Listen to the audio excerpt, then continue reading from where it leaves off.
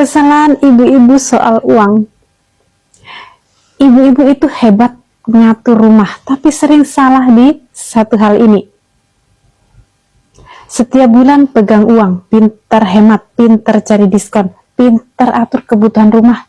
Tapi sayangnya, nggak pernah menyisihkan untuk dirinya sendiri. Semua untuk anak, semua untuk keluarga. Sampai lupa, ibu juga butuh tabungan masa depan. Akhirnya, uang selalu habis, nabung selalu gagal.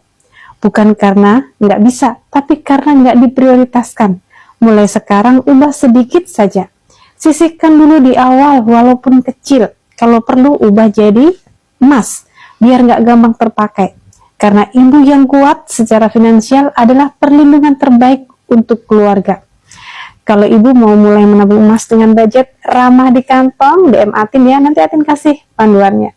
You're the love of my life, the reason for my strife.